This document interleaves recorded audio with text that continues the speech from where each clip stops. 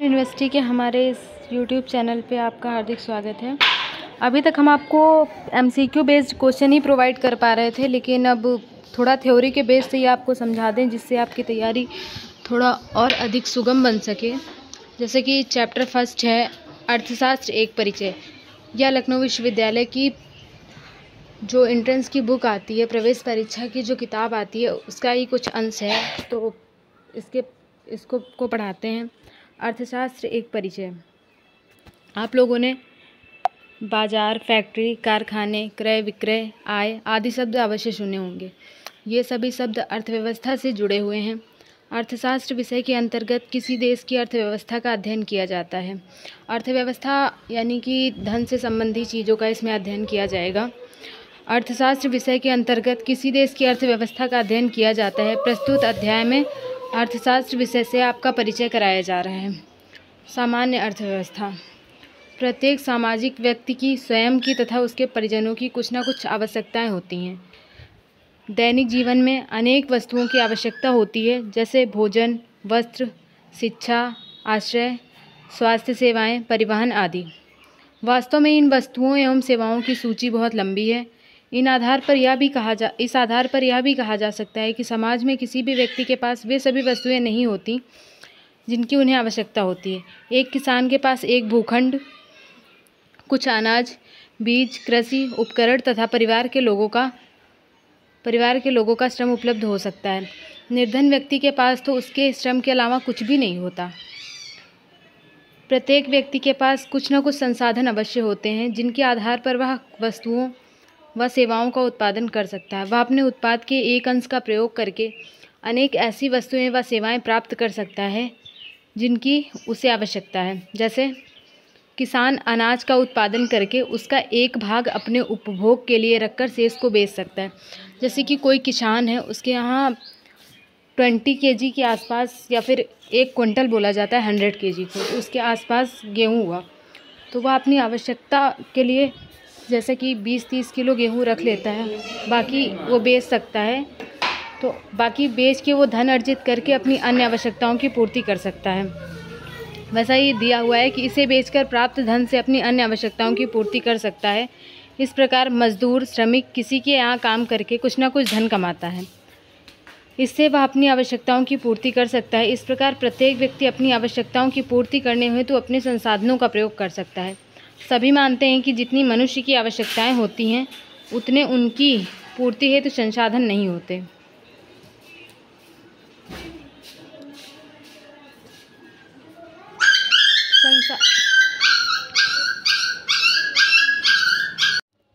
संसाधन से आशय उन व्यक्तियों एवं सेवाओं से है जिनका उपयोग अन्य वस्तुओं एवं सेवाओं का उत्पादन करने में होता है, जैसे भूमि, मशीन, श्रम आदि। चयन विकल्पों में से चुनाव चयन कहलाता है। यदि संसाधन सीमित होंगे तो चयन करना पड़ेगा। अब चयन का मतलब जैसे कि अब सब कुछ तो किसी व्यक्ति के पास उपलब्ध हो नहीं सकता है, तो जैसा कि अभी मैंने बताया कि किसी के यहाँ गेहूँ हुआ तो उसने वो बेच के दूसरी कोई चीज़ ले ली, तो वही सब बातें हैं। चयन की समस्या या आर्थिक समस्या उत्पन्न होने के निम्न कारण हैं।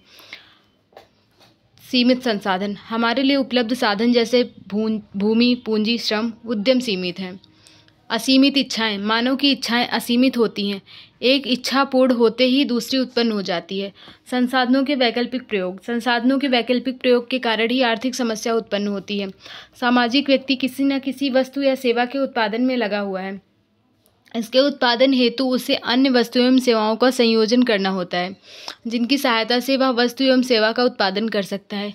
किसी भी अर्थव्यवस्था में लोगों की सामूहिक आवश्यकताओं तथा उनके द्वारा उत्पादित इकाइयों के बीच सुसंगतता होनी चाहिए। जैसे किसान परिवार तथा अन्य कृषि इकाइयों द्वारा उत्पादित अनाज की मात्रा इतनी तो होनी ही चाहिए कि समाज की अनाज की आवश्यकता को पूर्ण कर सके। यदि समाज के लोगों को अनाज की उतनी मात्रा की आवश्यकता नहीं है जितनी किसान सामूहिक रूप से पैदा कर रहे हैं, तो इन किसानों के पास उपलब्ध संसाधनों का उन वस्तुओं तथा सेवाओं के उत्पादन के लिए प्रयोग कर सकते हैं जिनकी मांग बहुत अधिक हो। समाज के संसाधनों का किसी भी रूप में उपयोग करने के परिणामस्वरूप विभिन्न वस्तुओं और सेवाओं के विशेष मिश्रण का उत्पादन होता है। इस प्रकार उत्पादित वस्तुओं तथा सेवाओं को व्यक्ति के मध्य वितरित करना होगा। अर्थव्यवस्था की केंद्रीय समस्याएं। प्रत्येक सामाजिक व्यक्ति किसी न किसी सेवा या वस्तु के उत्पादन में संलग्न है। उत्पादन, विनिमय, उपभोग जीवन की आर्थिक गतिविधियां हैं। इन आर्थिक गतिविधियों की अवधि में संसाधनों का अभाव रहता है, जिससे चयन की समस्या उत्पन्न होती है। यह निर्णय करना पड़ता है कि उपलब्ध संसाधनों का उपयोग कैसे किया जाए कि अधिकतम सेवा या वस्तु का उत्पादन किया जा सके।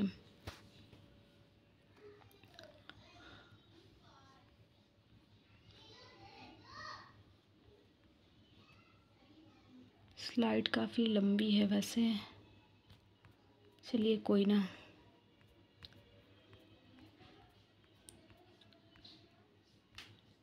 आर्थिक गतिविधियों के दौरान यह निर्णय करने होते हैं कि कौन सी वस्तु का उत्पादन किया जाए और कितना। स्वास्थ्य पर अधिक संसाधनों का उपयोग करें अथवा सुरक्षा पर, प्राथमिक शिक्षा पर अधिक व्यय करें या उच्च शिक्षा पर, उत्पादन कैसे करना है, यह भी एक महत्वपूर्ण निर्णय है। किन वस्तु या सेवा में किस संसाधन का कितना उपयोग किया जाए, मशीनों का उपयोग करें या मानव श्रम का, वस्तुओं का उत्पादन किन व्यक्तियों के लिए किया जाए, यह निश्चित करना कि अर्थव्यवस्था की सुविधाएं सभी व्यक्तियों को मिल पाएँ। सेवाएं व वस्तुएं सशुल्क या निःशुल्क उपलब्ध कराई जाएं। प्रत्येक अर्थव्यवस्था को यह निर्णय करना पड़ता है कि वस्तुएं एवं सेवाओं के उत्पादन के लिए संसाधनों का उपयोग कैसे किया जाए तथा इन वस्तुओं तथा सेवाओं का वितरण कैसे किया जाए। ये अर्थव्यवस्था की केंद्रीय समस्याएं हैं।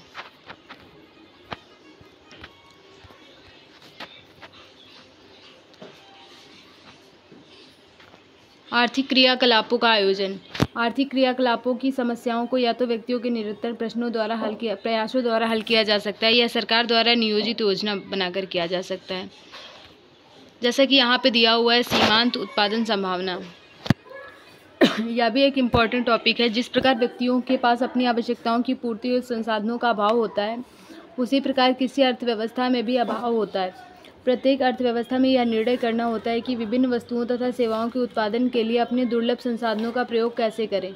उपलब्ध संसाधनों के प्रयोग से विभिन्न वस्तुओं तथा सेवाओं के विशेष संयोग उत्पन्न होते हैं, जिससे सभी संभावित वस्तुओं तथा सेवाओं के मिश्रणों को प्राप्त किया जा सकता है। उपलब्ध संसाधनों की मात्रा तथा उपलब्ध प्रौद्योगिकी ज्ञान के द्वारा उत्पादित की जा सकने वाली वस्तुओं तथा सेवाओं के संयोगों के समूह को उत्पादन सेट या उत्पादन संभावना सेट कहते हैं।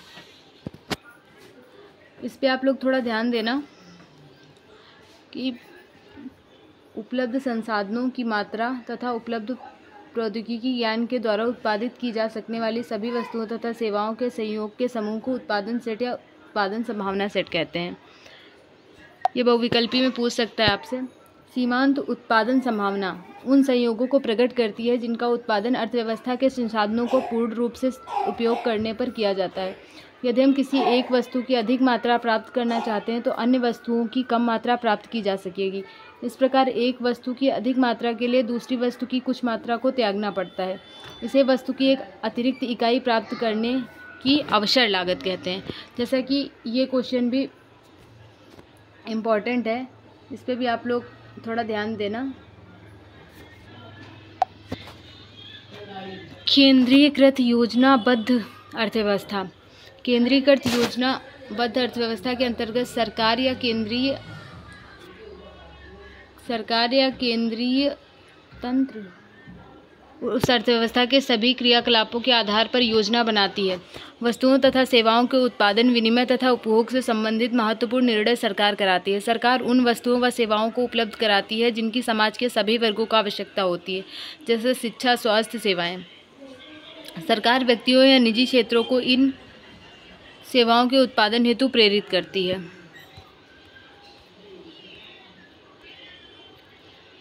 बाजार अर्थव्यवस्था, ये भी इम्पोर्टेंट टॉपिक है। बाजार अर्थव्यवस्था में सभी आर्थिक क्रियाकलापों का निर्धारण बाजार की स्थितियों के अनुसार होता है। वस्तुओं के क्रय विक्रय हेतु भौतिक स्थल बाजार होता है। अर्थशास्त्र के अनुसार बाजार एक ऐसी संस्था है जो अपने आर्थिक क्रियाकलापों का अनुसरण करने वाले व्यक्तियों को निर्बाध अंतःक्रिया प्रदान करती है। जैसा कि क्वेश्चन आपसे अभी तो इसमें तो नहीं पूछा जाएगा, लेकिन ये भी इम्पोर्टेंट क्वेश्चन है। अर्थशास्त्र के अनुसार बाजार एक ऐसी संस्था है जो अपने आर्थिक क्रियाकलापों का अनुसरण करने वाले व्यक्तियों को अंतःक्रिया प्रदान करती है। तो इस पर भी आप लोग ध्यान देना। नॉलेज बूस्टर, बाजार व्यवस्थाओं का एक समूह संगठन है जहां आर्थिक अभिकर्ता अपने उत्पादों का आदान प्रदान कर सकते हैं, क्रय विक्रय कर सकते हैं, आप कुछ भी बोल सकते हो। तो आगे चलते हैं। किसी तंत्र के भली प्रकार संचालन के लिए यह आवश्यक है कि उस तंत्र के विभिन्न घटकों की क्रियाओं में समन्वय हो। बाजार व्यवस्था में प्रत्येक वस्तु व सेवा की एक निश्चित कीमत होती है। क्रेता विक्रेता इसी निश्चित कीमत पर विनिमय करते हैं। यदि क्रेता किसी वस्तु की आर्थिक अधिक मात्रा की मांग करते हैं तो उसकी कीमत बढ़ जाती है। यह उत्पादकों के लिए संकेत होता है कि वह उत्पादन में वृद्धि करें। इस प्रकार कीमतें बाजार में सभी को महत्वपूर्ण संकेत देती हैं, जिससे बाजार तंत्र में समन्वय स्थापित होता है। वास्तव में सभी अर्थव्यवस्थाएं मिश्रित अर्थव्यवस्थाएं होती हैं, जहां आर्थिक क्रियाकलाप बाजार में ही होते हैं तथा महत्वपूर्ण निर्णय सरकार करती है। किंतु पिछले 2 दशकों में भारतीय अर्थव्यवस्था में सरकार का हस्तक्षेप कम हो गया है। सकारात्मक तथा आदर्शक अर्थशास्त्र। किसी अर्थव्यवस्था की केंद्रीय समस्याओं को हल करने हेतु अनेक विधियां होती हैं। यह समझना आवश्यक है कि इन विधियों में से कौन सी विधि किस अर्थव्यवस्था के लिए उपयुक्त होगी। सकारात्मक आर्थिक विश्लेषण। इसके अंतर्गत इस तथ्य का अध्ययन किया जाता है कि विभिन्न क्रियाविधियां कैसे कार्य करती हैं। आदर्शक आर्थिक विश्लेषण। इसके अंतर्गत इस तथ्य का अध्ययन किया जाता है कि प्रयोग की जा रही विधियां हमारे अनुकूल हैं। सकारात्मक तथा आदर्शक विषय केंद्रीय आर्थिक समस्याओं के अध्ययन के अंतर्गत आने वाले वे प्रश्न हैं जो एक दूसरे के निकट हैं। इनमें से किसी की भी उपेक्षा करके एक दूसरे को भली प्रकार नहीं समझा जा सकता। व्यष्टि अर्थशास्त्र तथा समष्टि अर्थशास्त्र, ये भी इम्पॉर्टेंट टॉपिक है। ये आपको आगे भी पढ़ने को मिलेगा, सो इस पर थोड़ा ज़्यादा ध्यान देना आप लोग। अर्थशास्त्र की विषय वस्तु को 2 शाखाओं में विभाजित किया जाता है, व्यष्टि अर्थशास्त्र, समष्टि अर्थशास्त्र। तो व्यष्टि अर्थशास्त्र को समझते हैं। अर्थशास्त्र की एक शाखा जिसके अंतर्गत व्यक्तिगत विचारों का अध्ययन किया जाता है। इसका लक्ष्य संसाधनों के अधिकतम वितरण से संबंधित सिद्धांतों का अध्ययन करना है। मांग, पूर्ति, बाजार के स्वरूप आदि व्यष्टि अर्थशास्त्र से संबंधित हैं। समष्टि अर्थशास्त्र। अर्थशास्त्र की एक शाखा जिसके अंतर्गत सामूहिक विचारों का अध्ययन किया जाता है। इसका लक्ष्य पूर्ण रोजगार तथा उससे संबंधित सिद्धांतों का अध्ययन करना है। इसका क्षेत्र व्यापक है। कुल मांग, कुल पूर्ति, राष्ट्रीय आय आदि समष्टि अर्थशास्त्र से संबंधित है। अब पुस्तक की योजना। प्रस्तुत पुस्तक व्यष्टि अर्थशास्त्र के आधारभूत तथ्यों से परिचित कराएगी। हाँ, वही चीज़ें हैं जो मैंने अभी आपको पढ़ाई सारी, उसी के बारे में दिया हुआ है। अब हम लोग आते हैं अभ्यास प्रश्न। कुछ प्रश्न कर लेते हैं ताकि एनालिसिस हो जाए। जैसा कि अभी हम लोगों ने पूरा चैप्टर पढ़ा है तो उसका हम लोगों को कितना नॉलेज हुआ है वो पढ़ लेते हैं। उपभोक्ता व्यवहार अध्ययन है। अभी मैंने आपको व्यष्टि अर्थशास्त्र में पढ़ाया था उपभोक्ता व्यवहार अध्ययन। इसमें आपको ऑप्शन दिए हैं व्यष्टि अर्थशास्त्र का, समष्टि अर्थशास्त्र का, आय सिद्धांत का, या इनमें से कोई नहीं। तो इसका राइट आंसर होगा व्यष्टि अर्थशास्त्र का। आय और रोजगार किस सिद्धांत का हिस्सा है? तो इसमें ऑप्शन दिया है समष्टि अर्थशास्त्र, व्यष्टि तथा समष्टि दोनों, इनमें से कोई नहीं। इसका राइट आंसर होगा आपका समष्टि अर्थशास्त्र। इनमें से कौन व्यष्टि अर्थशास्त्र का उदाहरण है? तो भाई इसमें तो भारत में बेरोजगारी की समस्या, देश में बढ़ती कीमत दर, आय की असमानताओं में वृद्धि, ये सभी आपने अभी पढ़ा है। तो इसका राइट आंसर होगा उपयुक्त सभी। व्यष्टि अर्थशास्त्र अध्ययन है। व्यष्टि अर्थशास्त्र अध्ययन है एक उपभोक्ता, उद्योग, निर्माता, हाँ ये तीनों होते हैं उसमें, तो इसका भी राइट आंसर यही होगा, ये सभी। सीमांत अवसर लागत स्थिर होने पर उत्पादन संभावना वक्र पीपीसी का आकार क्या होगा? पीपीसी का आकार क्या होगा? नतोदर मतलब कॉनकेव या कॉन्वेक्स या फिर पीछे की ओर झुका हुआ। तो सीमांत अवसर लागत जब स्थिर होगी तो उसका जो वक्र होगा मतलब कि वो एक सीधी रेखा में होगा ऐसे, तो फिर इसका आंसर होगा सीधी रेखा। कोई भी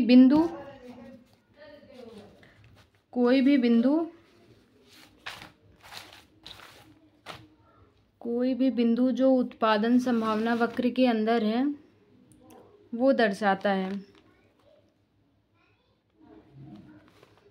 तो इसका आंसर होगा संसाधनों की वृद्धि, संसाधनों का पूर्ण रोजगार, संसाधनों का अल्प उपयोग या उपरोक्त में से कोई नहीं। तो इसका राइट आंसर होगा संसाधनों का अल्प उपयोग। नीचे आंसर शीट भी दी हुई है, आप लोग इससे चेक भी कर सकते हो। और उत्पादन का क्या अभिप्राय है? उत्पादन का क्या अभिप्राय है? उत्पादित माल के प्रकार या उत्पादित माल की मात्रा? तो इसका राइट आंसर होगा दोनों सही है। निम्नलिखित में से कौन व्यष्टि अर्थशास्त्र की उत्पादित माल के प्रकार या उत्पादित माल की मात्रा? हाँ सही है। 8 नंबर क्वेश्चन है आपका, एक व्यापारी द्वारा निम्नलिखित में से कौन व्यष्टि अर्थशास्त्र की विषय वस्तु होगी? एक व्यापारी द्वारा गेहूं की कीमत का निर्धारण, देश में कीमत स्तर का उतार चढ़ाव, या किसी एक फर्म में उत्पादन की मात्रा, एक उपभोक्ता का संतुलन। इसका राइट आंसर होगा देश में कीमत स्तर का उतार चढ़ाव। निम्नलिखित में से कौन सा व्यष्टि अर्थशास्त्र का विषय नहीं है? तो उपभोक्ता का व्यवहार, उत्पादक का व्यवहार, कीमत निर्धारण। इसका राइट आंसर होगा राष्ट्रीय आय। दुर्लभ साधनों के प्रयोग होते हैं, तो दुर्लभ साधनों के सीमित प्रयोग, निश्चित शून्य। इसका राइट आंसर होगा वैकल्पिक। 11 नंबर क्वेश्चन है आपका, निम्नलिखित में से कौन सा व्यष्टि अर्थशास्त्र का अंग नहीं है? एक उपभोक्ता, एक फर्म, एक परिवार इकाई। इसका राइट आंसर होगा नहीं है, ये ध्यान देना आप लोग बस थोड़ा। तो इसका राइट आंसर होगा एक अर्थव्यवस्था। संभावित संयोगों के समूह को कहते हैं उत्पादन संभावना सेट। अभी मैंने आपको पढ़ाया था, बोला भी था इंपॉर्टेंट क्वेश्चन है। अवसर लागत, सीमांत उत्पादन संभावना या केंद्रीय समस्या। तो इसका राइट आंसर होगा उत्पादन संभावना सेट। तो धन्यवाद जुड़े रहने के लिए। मिलते हैं अगली क्लास में, तब तक के लिए जय हिंद।